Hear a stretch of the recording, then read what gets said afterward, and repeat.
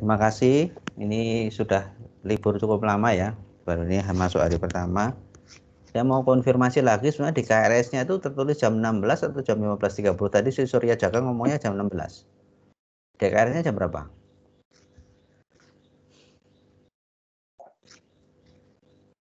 Silakan lihat KRS. KRS-nya malah setahu saya 16.30, Pak. Kalau 16.30 agak nggak masuk akal, soalnya kelas berikutnya, kalau ada kelas berikutnya kan jam 18.30 ya. Iya.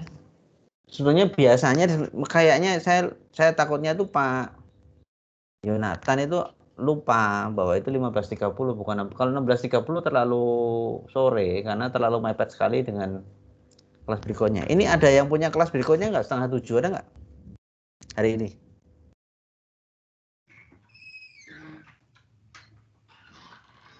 Tidak Pak, saya Pak. Oke, yang lainnya ada punya kelas 6:30 nggak? Enggak ada Pak. Nggak ada, oke. Saya malah ada kelas tuh ngajar SIK nanti ya 6:30. Oke, jadi saya coba konfirmasi lagi, tapi sebetulnya itu kalau nggak jam 4, setengah 4 gitu, bukan jam 16.30 ya. Ada sedikit kesalahan seharusnya itu. Harusnya 15.30 bukan 16.30. Saya rasa Pak Yonatan agak lupa dikit itu ya. Jadi nanti coba klarifikasi lah. Sekarang kita mau sepakat aja. Apakah kita mau jam setengah 4 atau jam 4 gimana? Apakah ada masalah kalau setengah 4?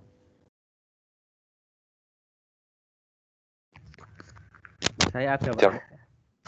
Gimana? Ada kendala? Lebih banyak jam 4 ya? Iya, jam 4 Pak. Oke, jadi Ya. kita sepakat aja mulai minggu depan jam 4 ya? Iya Pak. Iya. Oke, mulai minggu depan kita jam 4 aja. Ini sebetulnya saya juga akan agak cepat soalnya setengah 6 nanti ada pelepasan calon wisudawan yang mau wisuda hari besok gitu. Jadi acaranya itu setengah 5 gitu. Jadi untuk pertemuan pertama kali ini juga agak cepat aja. Jadi saya akan memberikan overview apa yang akan kita pelajari untuk RPL lanjut ini. Ada sedikit materi yang mau saya ceritakan tentang RPL lanjut, terus kemudian juga silabus untuk semester selama ini. Anda sudah membuka situs kuliahnya atau belum? Sudah Pak, sudah dibuka tadi. Oke.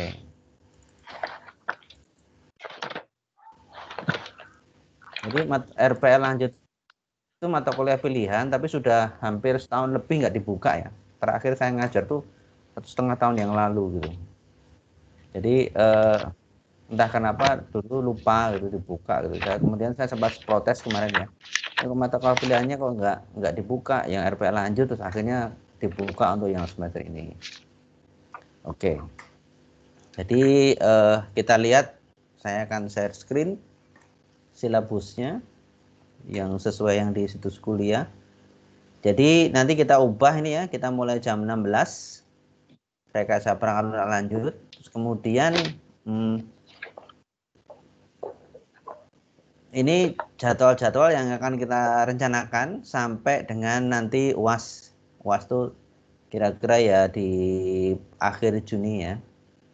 Jadi nanti untuk pertemuan hari ini kita mengenal mengenai RPL lanjut itu apa, kebijakan kelas seperti apa. Kemudian minggu depan kita sinkron lagi, jam 4 berarti ya. Itu temanya requirement engineering. Nanti kita lebih melihat dulu apa yang kita pelajari di RPL standar atau RPL biasa begitu.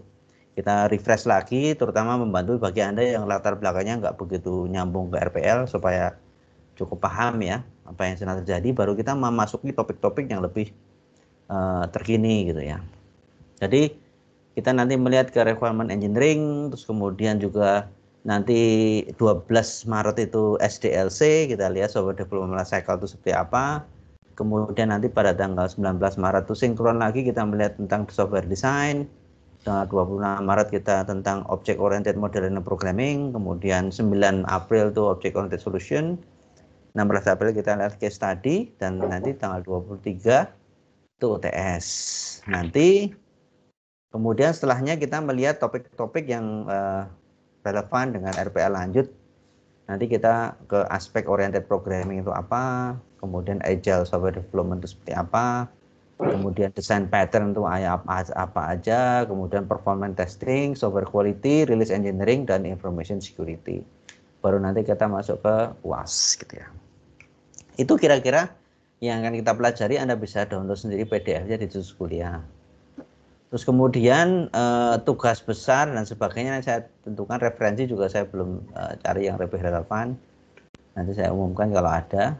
Terus kemudian kalau ini ada pertanyaan nggak tentang apa rencana kita sampai satu semester ke depan ini ya? Nanti di slide-nya kita lebih lihat lebih jelas tentang tugas-tugas Anda itu apa aja. Ada pertanyaan nggak untuk yang ini? Silakan. Pak Wempi mungkin ada pertanyaan, silakan.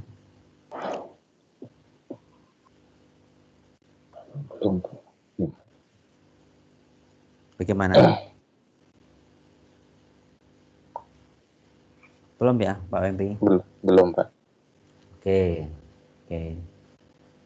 Kalau ini yang S1-nya bukan informatika, selain yang saya sudah ketahui ini Megawati, siapa yang S1-nya bukan informatika, dari sistem informasi maupun yang lain? Silakan, siapa ya?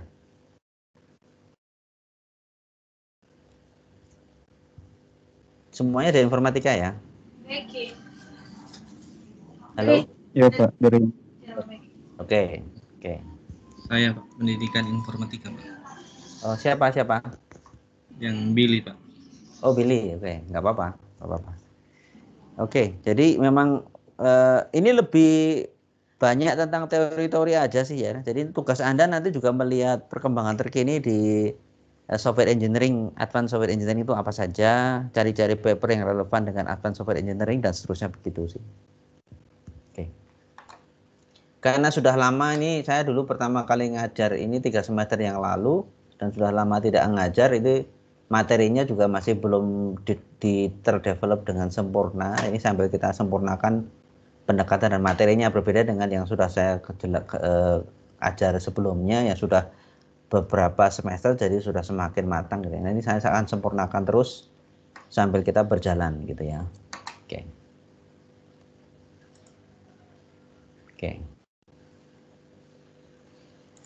Terus saya akan, saya buka PowerPoint-nya dulu. Saya akan cerita tentang apa yang kita pelajari selama ini ya.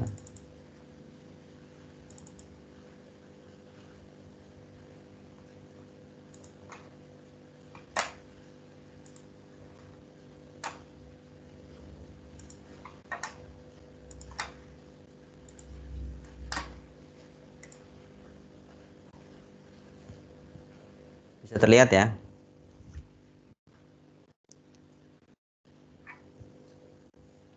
Halo, semuanya sudah lihat slide saya?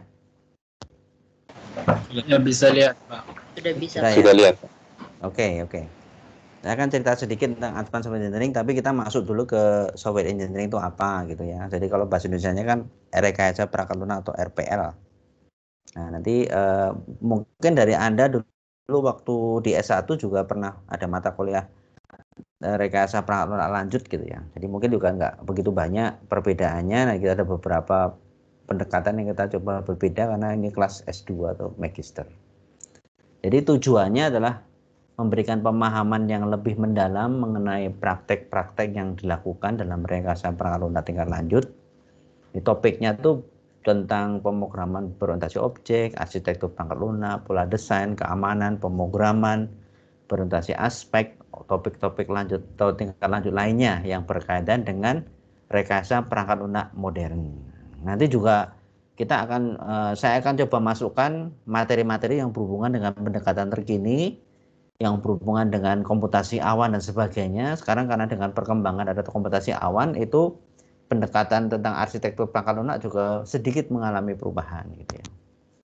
Jadi orang bisa mengembangkan aplikasi skala besar langsung di komputasi awan gitu ya. Nanti apa yang akan terjadi, terus metode atau tools apa yang dipakai dan sebagainya saya akan juga kenalkan ya. Nanti materinya akan diimprove lagi sambil jalan gitu. Ini ya yang akan kita pelajari sebelumnya. Ya, yang sudah saya jelaskan di silabus ini lebih detail kan. Jadi nanti untuk 3 minggu pertama itu di samping ada materi yang saya jelaskan, Anda juga saya minta untuk mencari paper yang topiknya tentang RPA lanjut atau software engineering ya. Jadi perkembangan atau riset terkini yang berhubungan dengan software engineering itu apa saja. Jadi mencari paper yang menurut Anda bagus dan menarik buat Anda gitu ya. Yang ini mencari papernya satu saja. Anda mencari paper satu buah untuk Anda sendiri yang menurut Anda bagus. Terus kemudian nanti sambil jalan Anda bisa konsultasikan, Pak ini cocok nggak, ini bener nggak, dan sebagainya.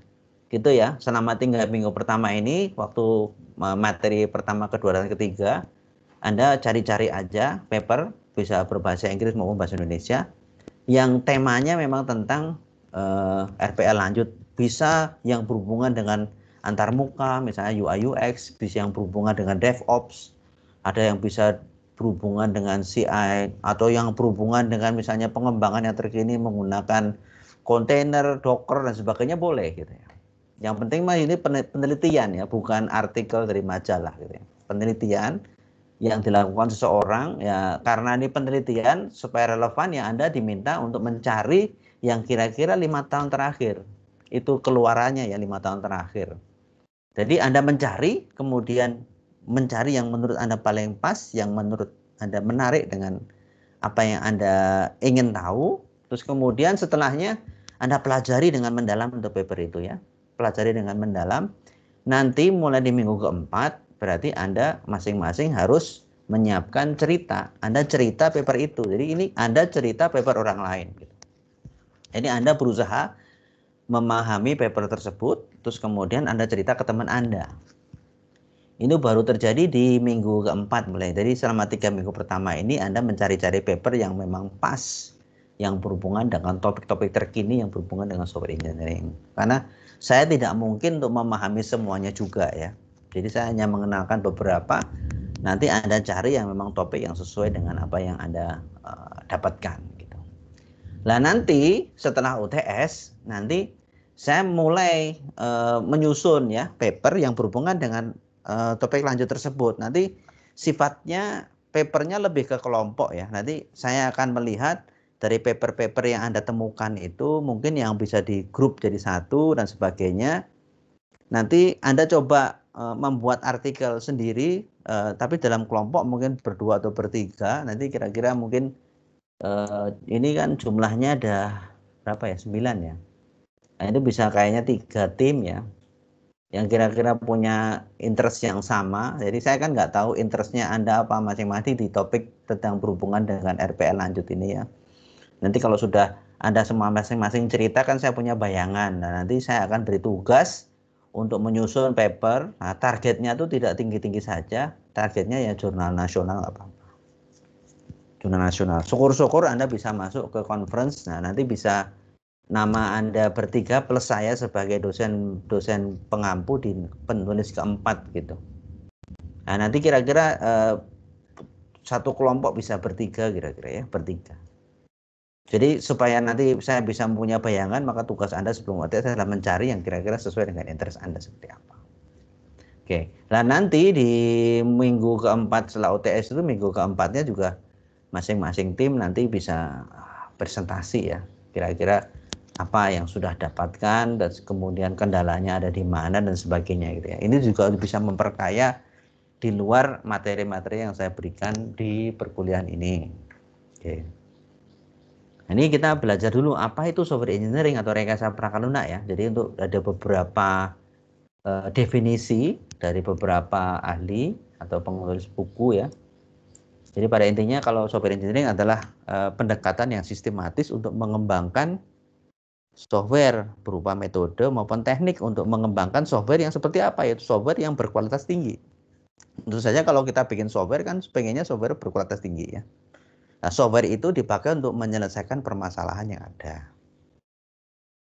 To solve problem. Jadi tujuan akhirnya bagaimana cara bikin software yang berkualitas tinggi. Atau yang ini yang menurut Fletcher ya.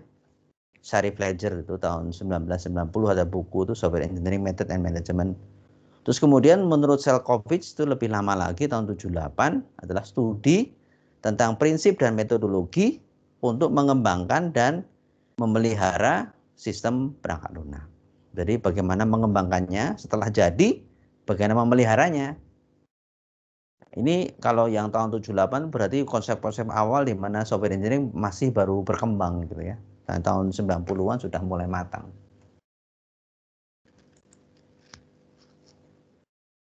Kemudian menurut Boehm itu tokoh yang sangat populer ya. Dia yang mengembangkan software engineering termasuk dalam satu yang tokoh software engineering yang sekarang masih hidup ya. Dia profesor, umurnya sudah 80 tahunan lebih, mungkin 90 tahun tapi masih aktif. Dia itu adalah practical application of scientific knowledge in the design and construction of computer program and the associated documentation. Jadi suatu aplikasi praktis yang memanfaatkan pengetahuan saintifik berdasar sains untuk mendesain dan membangun program komputer dan juga dokumentasinya yang diperlukan untuk mengembangkan, mengoperasikan, dan memelihara. Jadi prinsipnya sama aja sih. Jadi bagaimana menerapkan ilmu-ilmu yang sudah sukses di bidang-bidang lain gitu ya. Sudah sukses di bidang-bidang lain, misalnya ada teknik kimia, teknik fisika, dan sebagainya, itu kan teknik juga. Rekayasa ini dicoba diterapkan di pengembangan software itu. Itu tahun 76 ya, waktu Boehm pertama kali juga mulai merintis keahliannya di bidang software engineering. Terus kemudian tahun 72 juga ada Bauer itu deals with establishment of sound engineering principle and method in order to economically obtain software that is reliable and work on real machine. Jadi kan tujuan utamanya reliabilitas ini ya. Terus sebetulnya konsepnya harusnya lebih luas ya, karena reliabilitas itu salah satu aspek dari mutu. Kalau mutu itu kan pasti nggak cuma reliable, tapi ada aspek-aspek lainnya ya, apakah dia mudah dipergunakan, mudah diperbaiki kalau rusak, mudah ditambah fiturnya kalau memang ada kebutuhan, dan sebagainya ya. Mudah dipakai dan sebagainya. Nah, karena ini tentang rekayasa, pasti pertanyaannya apa gitu. Jadi bagaimana cara kita bisa menjamin bahwa software yang dibuat itu berkualitas tinggi? Pertanyaannya. Kalau kita mau bikin atau buat apapun kan kita harus yakin ya yang kita buat itu berkualitas tinggi. Karena mau kita pakai. Mau kita pakai untuk apa? Untuk produktif gitu ya. Kita mau menghasilkan uang pakai software itu. Kita mau mungkin sistem kesehatan dikontrol atau di-manage pakai software tersebut. Misalnya untuk jaringan kereta api juga diatur software tersebut. Kalau dia sampai tidak berkualitas tinggi nanti dampaknya besar. Ada dulu waktu saya kuliah dulu di Australia itu ada pelesetan dari dosen pengajarnya. Dia tuh mahasiswa PhD. Dia cerita software itu kalau dia cuma jalan di laptop atau desktop aja dan tidak terhubung mana-mana, itu tidak berbahaya. Jadi software selama dia cuma di laptop dan tidak bisa berbuat apapun, tidak disambungkan kemanapun, mau sering crash pun nggak masalah, cuman kita agak jengkel aja ya. Permasalahannya terjadi kalau software itu mulai dikonekkan dengan sistem-sistem lain gitu. Dia bisa mengendalikan pesawat terbang, dia bisa mengendalikan mesin, dia bisa mengendalikan mobil dan sebagainya. Itulah baru ada masalah di situ. Nah, bagaimana supaya softwarenya bisa terkendali dengan baik gitu, kualitas tinggi. Terus permasalahan yang kedua, dengan semakin meningkatnya tuntutan gitu ya. Sekarang kan tuntutan untuk di software itu kan semakin tinggi ya. Ada demand bahwa softwarenya harus semakin canggih dan semakin canggih. Tapi harus semakin murah bikinnya. Itu juga susah. Jadi budgetnya harus dapat dikontrol, tidak bisa unlimited budget, tetapi demand-nya, penambahan fitur, penambahan kemampuan dan sebagainya itu selalu dituntut gitu ya. Nah, itu kalau tidak dikontrol, itu nanti yang efeknya yang ketiga, yaitu tentang time delays. Jadi kita bangun software tapi nggak selesai, akhirnya akan nggak selesai, akhirnya malah dari waktu dia seharusnya selesai, malah sudah kedaluarsa, sudah beda tuntutannya begitu ya. Itu sih ya. Jadi itu yang pasti bagaimana softwarenya bagus, budgetnya terkendali, waktunya pas. Ya sama waktu Anda belajar manajemen proyek perangkat lunak kan kayak gitu ya. Jadi ada tiga dimensi, yaitu dimensi ruang lingkupnya, softwarenya mampu melakukan apa, ada dimensi budgetnya untuk mengembangkan, dan juga ada dimensi waktunya untuk mengembangkannya, budget yang dipakai. Nah itu hasilnya nanti akan software yang berkualitas. Software yang berkualitas itu kayak gimana? Agak susah ya. Jadi software kualitas itu sama seperti barang saja. Selama itu bisa memenuhi kebutuhan pemakainya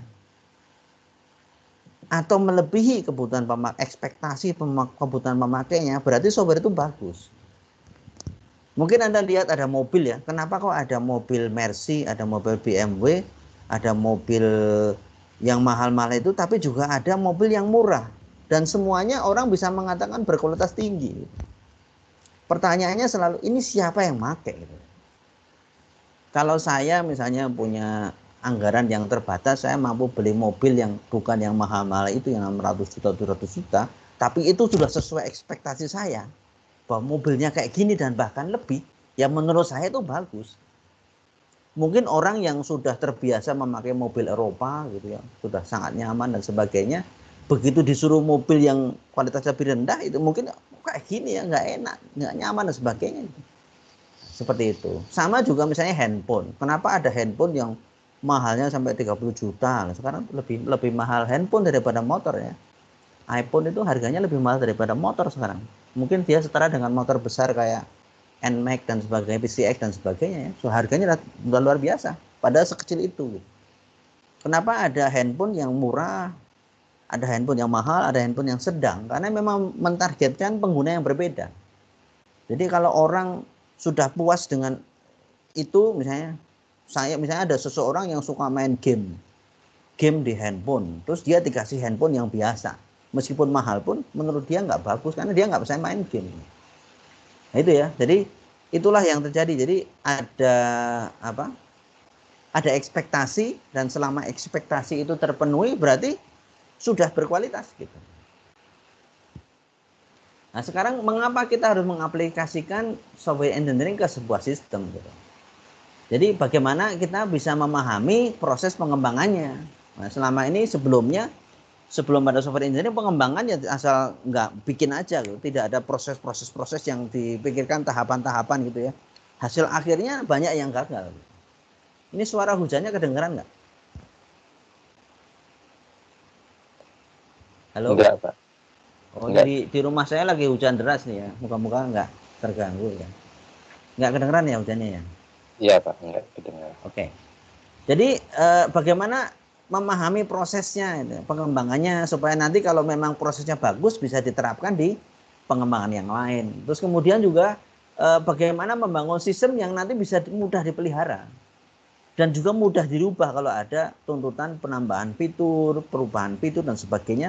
Bagaimana caranya? Nanti ada aspek yang namanya modularitas dan sebagainya gitu ya.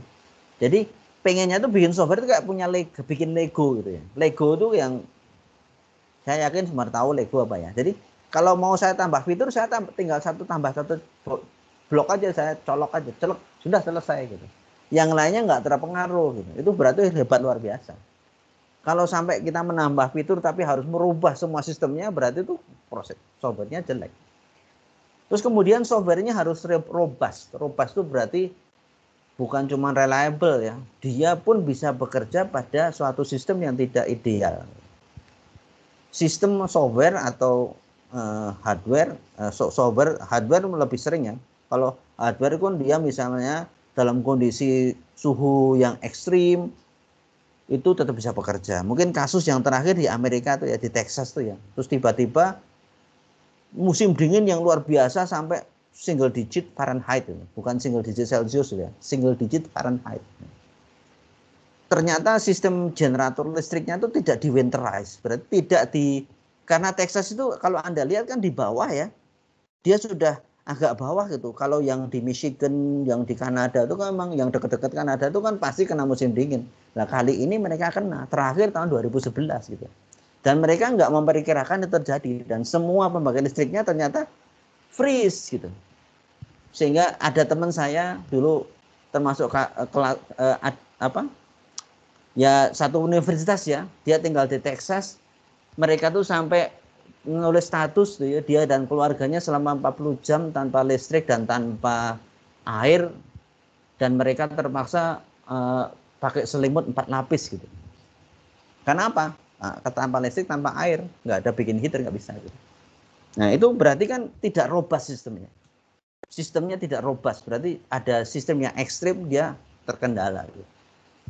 Terus kemudian bagaimana membuat sistem bisa dibuat supaya repeatable dan manageable. Jadi bisa diulang-ulang prosesnya. Sehingga nanti hasil akhirnya juga sama kualitasnya gitu. Dan juga bisa dikelola dengan baik gitu. Ini untuk perkuliahan kita nanti tugas itu bobotnya 50% ya. Terus kemudian juga UTS UASnya 25. Ini dan tugas-tugas lainnya nanti ya. Nah ini kita lihat dulu sejarah komputer sekarang ya. Jadi komputer itu pertama kali dibuat tahun 40-an. Terus 10 tahun kemudian tahun 50-an barulah ada Fortran atau assembly language. Terus tahun 60-an semakin canggih ada COBOL. Terus muncullah operating system itu awal-awal ya tahun 60-an gitu. Operating system dulu waktu di superkomputer masih komputer yang segede lemari itu yang di satu ruangan gitu ya. Lama-lama yang di portable kayak ada Mac, terus kemudian ada Windows, Linux dan sebagainya.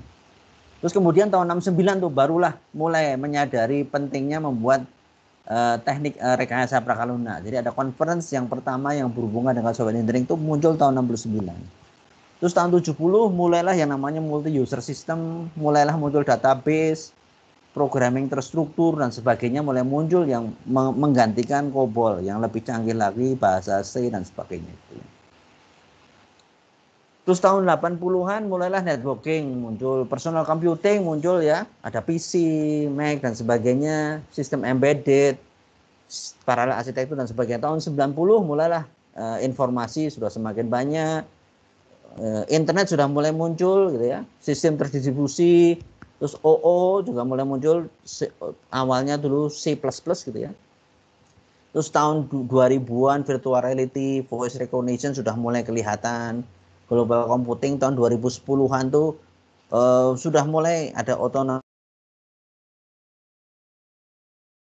kita sudah mulai merasakan big data, AI, autonomous system, cloud computing dan sebagainya yang sudah mulai bergerak dengan sangat cepat gitu. Ya kita harus mulai memahami banyak hal ya mengenai perkembangan terkini seperti itu ya. Nah ini ilustrasinya ya, dalam satuan waktu harga hardware itu cenderung ngedrop, hardware itu semakin lama semakin murah. Jadi untuk harga yang sama, misalnya saya beli handphone gitu, dengan harga yang sama, misalnya saya beli handphone 5 tahun lalu, misalnya 2,5 juta. Saya beli handphone lagi tahun ini 2,5 juta. Itu kemampuannya mungkin sudah dengan harga yang sama, padahal sudah ada inflasi ya. Kemampuannya sudah mungkin 10 kali lipat lebih ya. Kemampuan komputasi yang ada di handphone yang kita beli dengan harga yang sama tersebut. Nah, softwarenya ternyata membengkak malahan harganya karena tuntutan, atau kalau hardwarenya semakin canggih, otomatis tuntutan untuk softwarenya untuk mengkompensasi bisa memanfaatkan seluruh kemampuan yang ada pada hardwarenya juga semakin tinggi. Nah, kenapa software itu ekspensif? Memang karena hardware sudah perkembangannya sangat pesat, sudah memori sudah DDR4, sudah mulai DDR5, di graphic card sudah ada DDR6, terus prosesor sudah mulai di PC pun sudah bisa sampai berapa core tuh, 48 core, sudah 24 core dan sebagainya, kemampuannya sudah sangat luar biasa. Tapi untuk membuat sesuatu yang bekerja dengan baik di software itu ternyata masih banyak kendala dibandingkan dengan perkembangan hardware-nya. Perkembangannya sangat pesat. Nah biasanya kalau ada sistem yang sederhana itu ditanam langsung aja di hardware-nya. Jadi ada namanya embedded system itu ya. Jadi di programnya ditanamkan saja. Tapi yang lebih kompleks itu harus dikembangkan. Nah itu ternyata untuk software yang kompleks tersebut demand-nya semakin lama semakin tinggi. Apalagi di drive dengan kemampuan hardware yang sudah semakin besar. Mungkin untuk yang saya meng-highlight kalau misalnya handphone, mobil listrik dan sebagainya, itu teknologi yang paling ketinggalan sendiri ternyata teknologi baterai. Nah, sekarang tuh baterai itu jadi tantangan untuk handphone. Tidak ada baterai yang tipis tetapi kemampuannya tinggi, masih belum ada. Otomatis kalau kita pengen punya handphone yang baterainya besar, otomatis dia dimensinya terpaksa membesar gitu, nggak bisa lebih tipis lagi. Kecuali kalau kita yang merek-merek dari Tiongkok itu ya, ada yang palsu, baterainya ngakunya gede banget power banknya, tapi sebenarnya isinya nggak ada apa-apa gitu. Karena dia memang penipuan. Kalau kita ngomong kemampuan aslinya, nah itu ya harus ada hukum fisika, nggak bisa dilanggar gitu ya. Nah, ini sebagai gambaran ya, sebagai gambaran tentang besarnya software ya. Kalau software yang sifatnya trivial itu super kecil, itu 1 bulan satu programmer dengan baris kode 500 saja, 500 baris. Biasanya untuk tugas kuliah gitu ya. Terus kalau very small itu 4 bulan satu programmer, kira-kira 2000 baris. Itu biasanya untuk tugas besar atau tugas akhir. Kalau small itu ya, small. Itu 2 tahun 3 programmer kira-kira 50.000 baris. Jadi 50.000 baris itu masih small kategorinya. Yang dikembangkan selama 2 tahun oleh 3 programmer. Contohnya misalnya untuk pembangkit listrik tenaga nuklir, pacemaker dan sebagainya. Kalau medium itu sudah kategorinya adalah 10.000 baris ke atas. Medium. Dikembangkan oleh puluhan programmernya selama 3 tahun. Kalau yang large itu 5 tahun, ratusan programmernya, kategori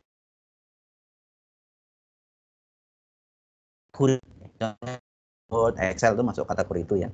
Kalau operating system lebih besar lagi ya. Operating system itu kayak Windows 10 itu kira-kira 30-50 juta baris.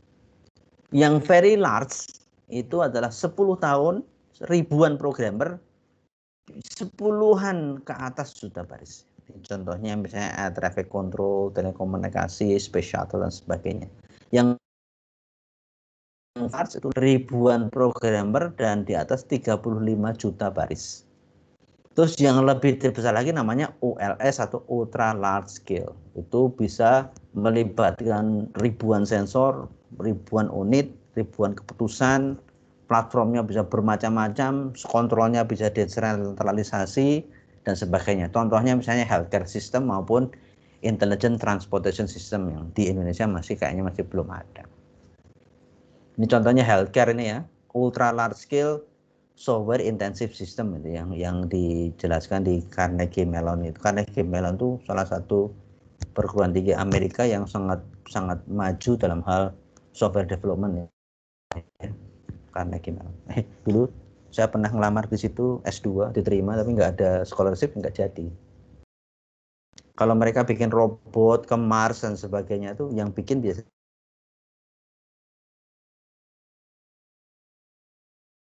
transportation system. Nah, sekarang kan Indonesia kan masih belum ada ya sistem yang menangani semua kemungkinan sehingga bisa mengantisipasi kalau ada yang macet dan sebagainya. Terusnya bisa dibuat ini. Sekarang masih tahap e-tilang gitu ya, e-tilang. E-tilang tuh masih di Jakarta dan Surabaya. Di Jogja tuh di pertigaan Megua tuh sudah ada kameranya tapi kayaknya belum terlaksana dengan benar ya. Belum ada.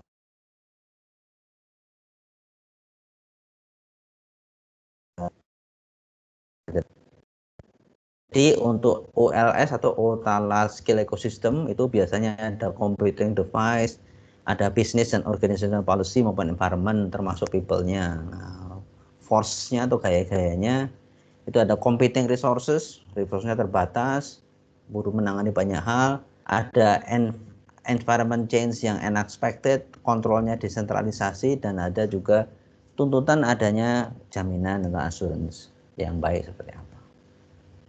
Nah, ini kalau health system juga sama ya, ada objektif level tinggi ya, bagaimana supaya health systemnya bisa bekerja dengan baik dalam kondisi environment tertentu, bisa adaptif gitu ya. Terus kemudian juga bagaimana memodelkan lingkungan. Nah, di Indonesia itu tantangannya besar sekali ya. Sampai sekarang itu ya, yang namanya aturan yang mengatur rekam medis elektronik itu masih belum keluar. Kalau yang rekam medis printed atau yang kertas itu sudah ada. Tapi rekam medis elektronik itu sampai sekarang belum dikeluarkan. Jadi masing-masing rumah sakit kalau bikin sistem, mereka bikin rekam medis format sendiri-sendiri. Ya, begitu mau digabungkan jadi pusing.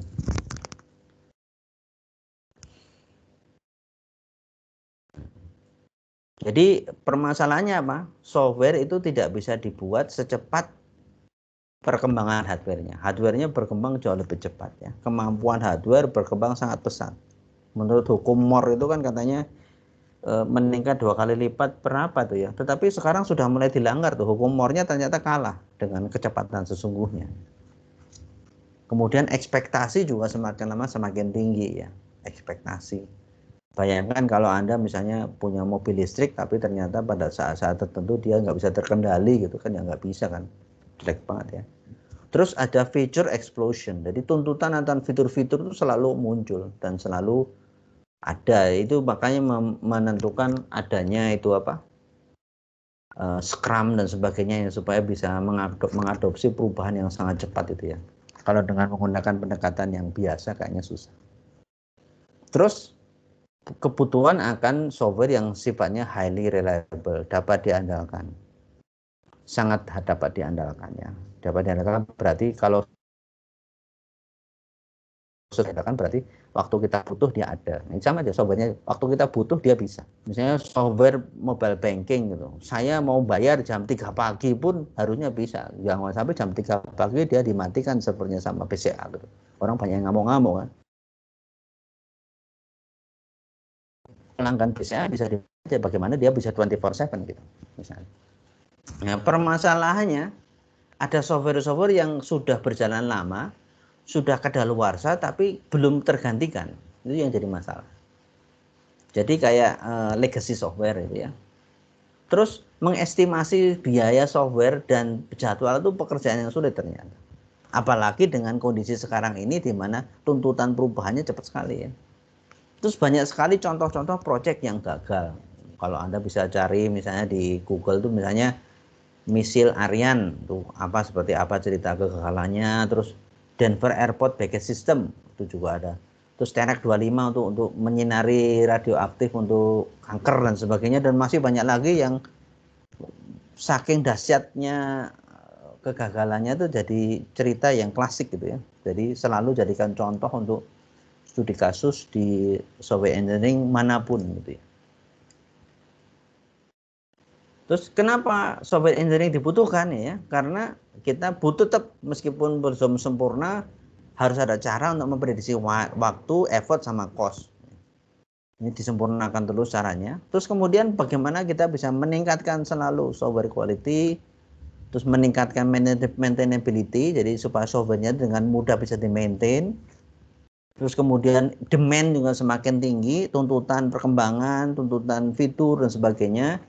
Padahal cost-nya harus turun, meningkatkan cost, atau men-lower cost ya.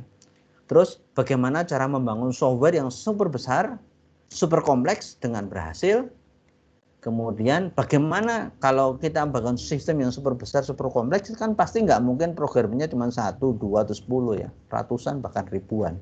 Nah bagaimana bisa menorganisir orang yang sekian banyak itu untuk bisa membangun software yang kompleks tersebut. Kalau enggak nanti mereka malah ribut sendiri satu sama lain. Nah itu biasanya fase-fase itu kan ada fase definisi. Kalau kita membangun software itu ya, fase definisi, fase development, fase maintenance, dan juga ada aktivitas payung lainnya ya selama siklus hidupnya. Kalau kita ngomong tentang definisi berarti biasanya tentang requirement. Jadi dia tuh sistemnya harus ngapain setelah requirement. Nah, kita alokasikan resource-nya, kita estimasi cost-nya, kita bagi-bagi tugas-tugasnya, kemudian kita tentukan jadwalnya. Kemudian kita melakukan sistem analisis. Jadi kita mengalokasikan resource tersebut,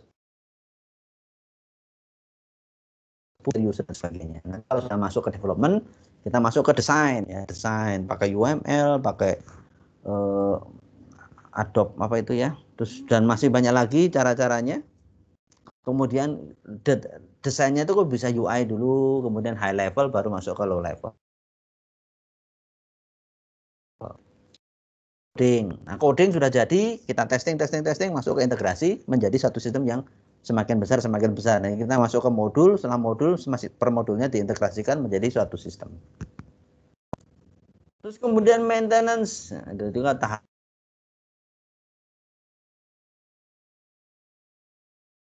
dokumentasi memegang peranan penting. Terus ada changes, nah, sekarang ini changes yang jadi masalah. Jadi bagaimana mengakomodasi perubahan kebijakan, perubahan aturan pemerintah, ada hardware yang baru dan seterusnya. Kemudian ada enhancement, ada functionality yang ditambah Tokopedia, atau tiba-tiba ada alat pembayaran baru, ada e-wallet baru, bagaimana cara menambahnya dan sebagainya ya. Terus kemudian ada prevention. Jadi bagaimana di enhance sana sini supaya maintainability-nya semakin lama semakin bagus. Itu yang namanya umbrella activity atau aktivitas payungnya itu ada namanya penjaminan mutu, nanti bisa review, audit dan sebagainya. Terus kemudian dokumentasi juga suatu hal yang penting yang kadang-kadang diabaikan programmer ya. Dokumentasi penting sekali. Kemudian version control penting, kemudian configuration management itu yang biasanya fitur-fitur atau aktivitas dasar yang melandasi pengembangan software dengan baik gitu ya. Biasanya ini dipelajari di manajemen proyek atau di rekayasa perangkat lunak yang dasar itu ya. Terus proses developmentnya untuk membangun software itu sendiri kan pasti ada tahapan-tahapannya ya. Ada tahapan analisis, desain, coding maupun testing ya. Yang paling sering kita dengar kan waterfall ya. Kemarin tuh saya ikut kayak networking activity dari BCA gitu ya. Mereka cerita mereka itu 1000 ya. Dalam 2 tahun lagi mau tambah menjadi 3000 programmer. BCA itu ya. Dia pada perbankan. Mereka itu mengatakan kalau bikin software yang baru, barulah mereka pakai waterfall. Jadi bikin software yang brand new, mereka pakai waterfall. Tetapi kalau memaintain software yang ada, mengimprove software yang ada, yang sudah ada, mereka pakai Scrum. Waterfall itu lebih cocok itu yang sama sekali baru. Nah, tapi ini ada beberapa plus minusnya ya. Anda dulu waktu belajar di S1 sudah tahu ya, waterfall itu ada plus minusnya. Saya yakin ya sudah tahu, nanti kita juga review lagi kalau di kesempatan berikutnya. Terus ada yang pendekatannya V model ini ya. Jadi setiap tahapan-tahapan dari yang high level sampai low level coding, kemudian kita integrasi testing sampai tahapan maintenance gitu ya. Untuk tujuannya untuk memvalidasi tahapan-tahapan pengembangannya menjadi suatu sistem yang bagus gitu ya. Ini namanya V model. Terus ada yang namanya prototyping, sama juga ya. Prototyping itu biasanya membantu user yang belum begitu paham requirement-nya, tetapi dibantu kalau dikasih UI yang bagus, bisa mulai bekerja sedikit sana sini, dia sudah bisa mulai kebayang. Karena sudah mulai kebayang, maka requirement yang sebelumnya nggak begitu jelas menjadi jelas. Prototyping ya, purwarupa. Kapan menggunakannya? Itu saya yakin Anda sudah paham juga semuanya kapan itu prototyping penting gitu ya. Itu tujuannya supaya membantu customer untuk menggali lagi requirement yang lebih spesifik gitu ya. Atau bisa mengeksplorasi berbagai alternatif. Terus juga bisa meningkatkan moral gitu ya. Moral dari timnya bahwa ini progresnya kelihatan gitu. Karena ada visibility ya. Jadi antara pemilik atau sponsor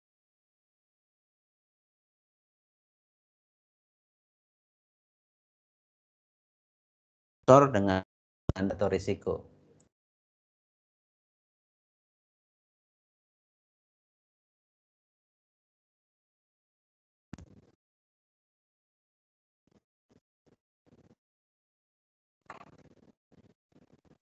Saya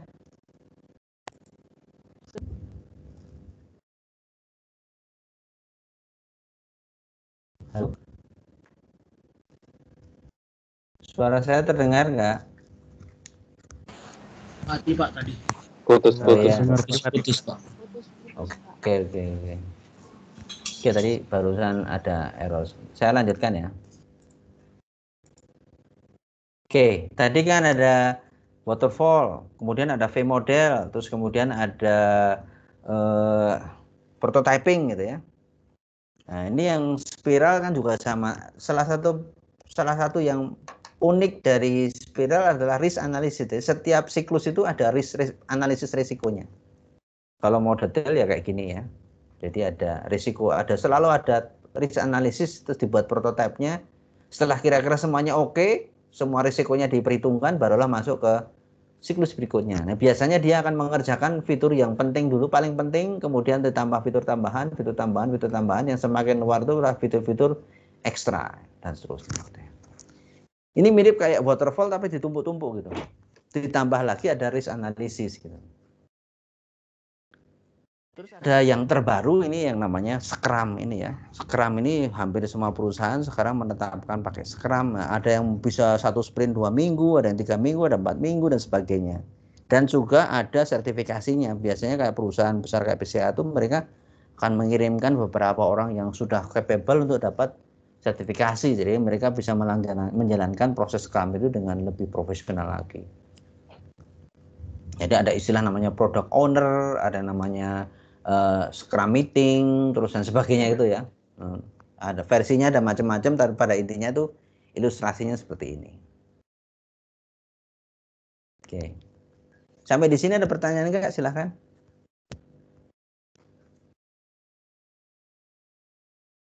Oke. Jadi semua perusahaan akan menerapkan proses yang menurut mereka paling pas dengan kondisi perusahaan. Biasanya kalau perusahaan yang baru, mereka akan lebih mudah mengadopsi sistem yang baru. Kalau perusahaannya sudah lama, kalau tidak ada keinginan kuat dari manajerial atas, itu sulit sekali untuk meninggalkan tahapan yang lama yang mungkin sudah bekerja gitu ya. Tapi untuk bisa mengadopsi teknik yang baru, misalnya mengadopsi Scrum dan sebagainya, jadi jauh lebih sulit. Ya. Oke. Nah, perusahaan-perusahaan bagaimana mereka tingkat keberhasilannya dan sebagainya ditentukan namanya proses model. Jadi bagaimana mereka melihat model pengembangan, terus kemudian itu juga menentukan tingkat keberhasilan mereka akan membuat softwarenya. Nah biasanya perusahaan itu ditentukan oleh yang namanya capability maturity model. Jadi saya sebagai perusahaan yang membuat software, bukan perusahaan software ya, perusahaan yang membuat software, karena sekarang banyak perusahaan yang bikin software sendiri. Saya itu masuk dalam capability maturity model yang berapa? Paling tinggi itu level 5, berarti hampir apa yang mereka buat selalu berhasil. Yang level 1 masih kadang-kadang berhasil, kadang-kadang enggak, lebih banyak enggak gagalnya. Yang level 2 sudah jauh lebih bagus, sifatnya sudah repeatable, ada proses-proses yang bisa diulang, sehingga tingkat keberhasilan meningkat. Nah, nomor 3 sudah define, sudah terstandarisasi, yang 4 itu manage, sudah jauh lebih baik lagi dengan mengukur banyak hal. Yang level 5 itu yang sangat canggih karena setiap saat mereka mengoptimize prosesnya. Sehingga tingkat keberhasilannya semakin tinggi. Ini kenapa software development susah? Karena komunikasi, stakeholdernya banyak, developernya banyak dan sebagainya ya. Terus kemudian juga semakin banyak orang akan semakin sulit, programmer juga ada datang dan pergi. Terus kemudian project itu juga masalah, tidak seperti bikin rumah. Setiap project punya ciri khas sendiri, requirement berubah, hardware berubah, security-nya semakin lama semakin tinggi tuntutannya dan sebagainya. Ini ya. Terus ada masalah karakteristik dari personelnya, fasilitasnya, isu-isu manajerial dan sebagainya harus ditangani juga ya. Jadi memang banyak hal yang ditangani ya. Jadi pada intinya ringkasannya, jadi software life cycle itu ada definisi, ada development, ada maintenance, ada fase-fase penting, kemudian ada umbrella activity-nya. Nanti proses modelnya ada namanya waterfall, prototype, spiral model, V model dan sebagainya, Scrum dan sebagainya. Terus biasanya memaintain software itu lebih sulit daripada mengembangkan gitu ya. Terus kemudian bagaimana kita meningkatkan software quality dan juga mengurangi biaya ataupun resiko dari software gitu. Seperti itu yang bisa saya ceritakan. Ada yang pertanyaan nggak?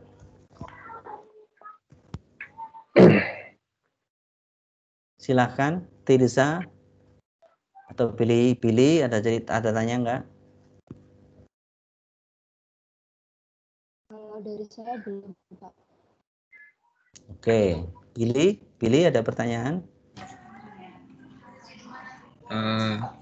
Mungkin cuman sedikit Pak, tadi yang di terakhir Bapak bilang mungkin maintenance sistem jauh lebih sulit daripada membangun. Bisa cerita lebih spesifik Pak, itu supaya kita lebih Begini ya, gini, biasanya waktu kita masuk ke perusahaan software, itu 2/3 pekerjaan kita akan memaintain software yang sudah ada, yang sudah dibuat orang lain. Benar ya? Hanya mungkin kita, waktu kita masuk kita nggak mungkin langsung bikin software baru. Biasanya kita meneruskan pekerjaan orang lain sebelumnya. Itu ya. Nah, permasalahannya kalau yang sebelumnya tuh nggak rapi bikinnya, dokumentasi nggak jelas, terus ngodingnya sembarangan dan sebagainya, kita sebagai yang meneruskan akan kewalahan ya. Nah itu jadi nanti akan menimbulkan cost yang besar itu. Jadi, kalau ada perubahan requirement yang diketahui pada saat definisi awal, itu jauh lebih murah daripada sudah ngoding ternyata ada perubahan. Itu kan lebih mahal, apalagi pada saat maintenance lebih mahal lagi. Jadi kalau ada kesalahan atau bug atau perubahan requirement, softwarenya sudah dipakai oleh customer, sudah dipakai oleh klien, itu mahal sekali biayanya biasanya. Itu aja ya Billy ya. Iya Pak, terima kasih Pak. Satria Nusa ada pertanyaan? Mau nanya Pak. Ya, Ada Pak. silakan. Ini Pak, kan saya juga ngikutin perkembangan dunia game Pak. Ada yang proyeknya sangat besar itu dia gagalnya karena permintaan dari pihak luar selain developmentnya Pak. Jadi dia gagal karena permintaan vendornya yang macam-macam. Jadi pihak developmentnya itu nggak bisa menghandle permintaan yang macam-macam dari si investornya itu Pak. Kalau keadaannya kayak gitu, apakah ada caranya sendiri atau bagaimana ya Pak? Nah, itu yang masuk dalam kategori yang feature explosion tadi ya. Jadi tuntutannya tambahan fitur yang diinginkan besar sekali. Itu biasanya sangat wajar di dunia sekarang ini ya. Nah, sebenarnya kita tergantung aja. Kalau tuntutan banyak, jadi kenapa kayak di perusahaan yang teknologi maju tuh ya, kamu kalau ngasih uang banyak ya nggak apa-apa, saya tinggal hire aja developer yang mampu buat gitu. Saya tinggal bayar, tuntutannya banyak tapi ngasih uangnya sedikit ya berarti ya ada yang salah itu. Gitu aja sih logikanya, gitu aja ya Satria Nusa ya. Pak, boleh bertanya lagi Pak? Gimana? Lalu Pak, kalau semisal kita itu membangun suatu program itu, semisal saya ini contohnya dalam artian game ya Pak, di game ini tuh, apakah kita juga harus komunikasi dengan pihak-pihak lain seperti pemasaran dan sebagainya Pak? Sebetulnya yang penting apa tuntutan dari klien saja. Kalau pemasaran itu kan urusan nanti sebenarnya ya. Developer itu lebih ke arah apa yang diminta oleh klien, yang berarti yang memberi kita dana gitu. Itu yang penting sebetulnya.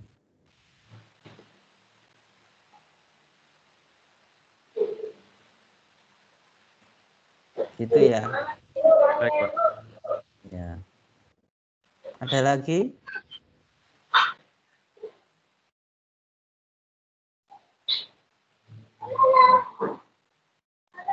Wempi, ada pertanyaan Wempi? Iya Pak. Mungkin saya ingin menanyakan tentang software yang dikaitkan dengan inovasi Pak. Ya. Dari perspektif knowledge management, itu terkadang terhambat untuk penerapan dari sebuah software yang direkomendasikan. Contohnya dalam saya melihat yang dialami dalam dunia birokrasi, Pak. Jadi dalam dunia birokrasi itu terkadang kebijakan, jadi kebijakan itu sebagai satu tantangan atau terkadang menghambat dalam penerapan sebuah inovasi, Pak. Jadi mungkin ini menurut pemikiran saya yang menjadi faktor kenapa terkadang yang menjadi penyebab dari ketertinggalan kita, khususnya di negeri kita, dibandingkan dengan di barat sana, Pak. Mungkin dari perspektif knowledge management ini yang mungkin Bapak bisa sedikit menjelaskan tentang hal tersebut, Pak. Terima kasih. Oke, jadi sebetulnya itu salah satu kunci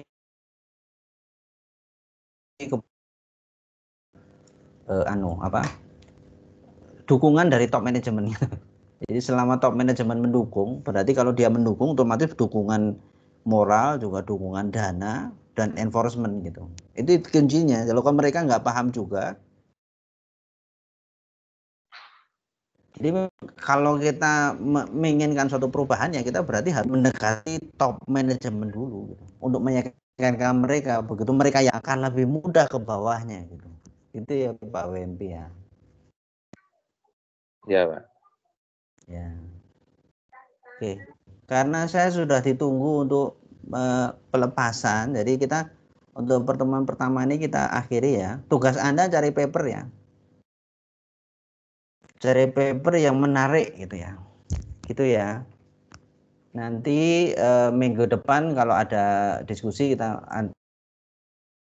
saya menunjukkan papernya tentang apa, saya setuju atau tidak begitu ya. Oke. Terima kasih ya. Kita akan bertemu lagi minggu depan mulai jam 4 ya. Sampai bertemu kembali. Baik, Pak. Terima kasih. Terima kasih, Pak. Selamat sore, Pak.